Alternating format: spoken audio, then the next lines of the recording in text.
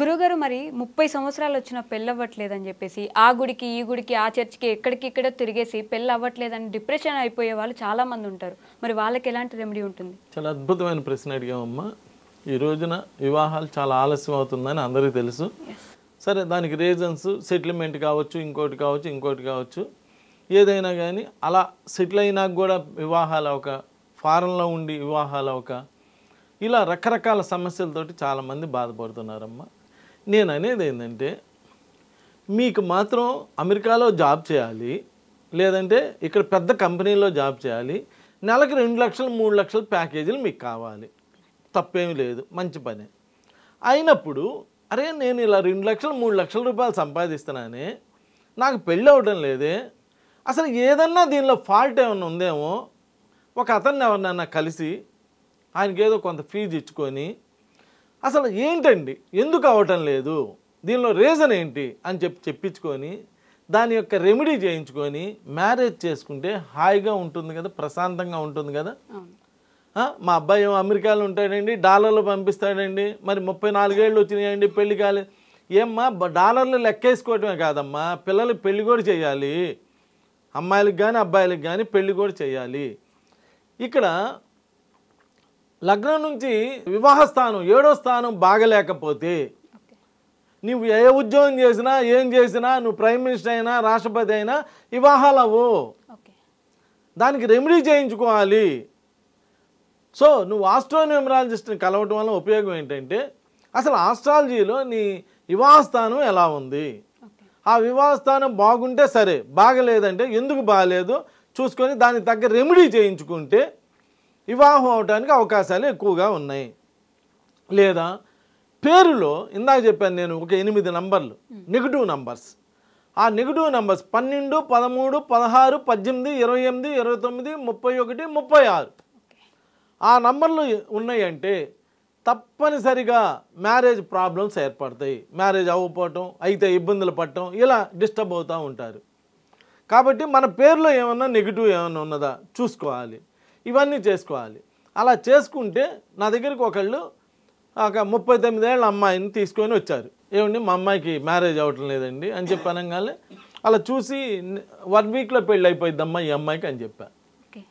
1 వీక్లో పెళ్ళి అవటం 39 ఏళ్ళ నుంచి పెళ్ళి అవ్వక అల్లాడుతుంటే, సరే నేను శని ఆదివారం కన్సల్టెన్సీ చేస్తానమ్మా వెళ్ళిపోయారు. నెక్స్ట్ శని ఆదివారం ఈ కవర్ ఇప్పుడంతా క్యారీ బ్యాగులు లాంటివి కదా, ఒక కవర్ తీసుకొని వస్తున్నారు. ఏంటమ్మా అంటే, మా అమ్మాయికి పెళ్లి కుదిరిందండి, మీకు బట్టలు తెచ్చామని చెప్పి తెచ్చారు. అంటే ఇక్కడ మనం ఏం చేసామంటే, వాళ్ళ యోగంలో ఆ అమ్మాయి వచ్చిన టైంకి మ్యారేజ్కి మంచి టైం, చిన్న రెమెడీస్ చేసాం. ఆ నెగిటివ్ ఏదైనా ఉంటే ఆ నెగిటివ్ తీసేసాం. ఆ పేరులో 18వ నంబర్ ఉంది, ఆ 18వ నంబర్ తీసేసి 19వ నంబర్ చేసాం. ఆ 18వ నంబర్ ఏం చేసిందంటే, వివాహాలు వచ్చినా కుదిరినా క్యాన్సిల్ చేస్తుండిద్ది.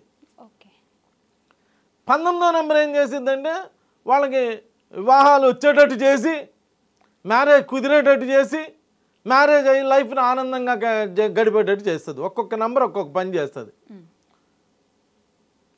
అలా చేసేది కాబట్టి ఆ అమ్మాయికి ఉన్నటువంటి ఆ 18వ నెంబర్లో ఒక అక్షరం కలిపి కానీ ఒక అక్షరం తీసి కానీ 19వ నెంబర్ చేసి పెట్టాను.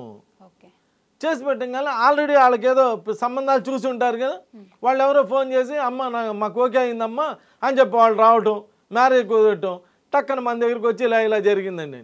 అంటే వాళ్ళ యోగంలో కూడా ఆ టైంలో మ్యారేజ్ జరగాలనే యోగం ఉండాలి. ఇక్కడ నేను లేని దాన్ని ఇవ్వను, లేనిది ఇవ్వలేను నేను కూడా. వాళ్ళకి ఆ టైం బాగుంది కాబట్టి అమ్మ ఇప్పుడు 1 వీక్లో పెళ్ళి అయిద్దమ్మా, మీకు పెళ్లి కుదిరిపోయిద్దమ్మా అని చెప్పా.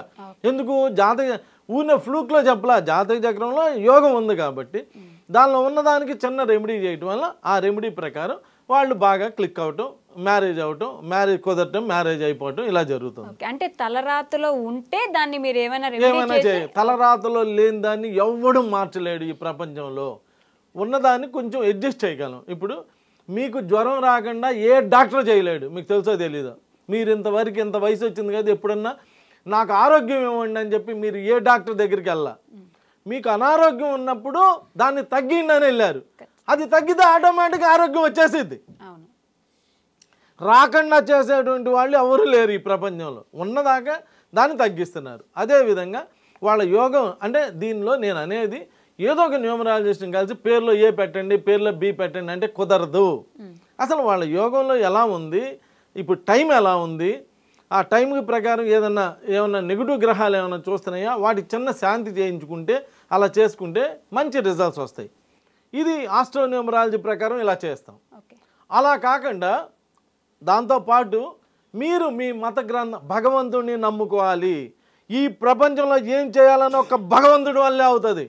మీరు అబ్జర్వ్ చేసుకోండి, ఆస్తికులు ఎక్కువ ఉంటారు కానీ ఎక్కడైనా నాస్తికులు తక్కువగా ఉంటారు. అంటే అందరూ భగవంతుడిని నమ్ముతున్నారనగా.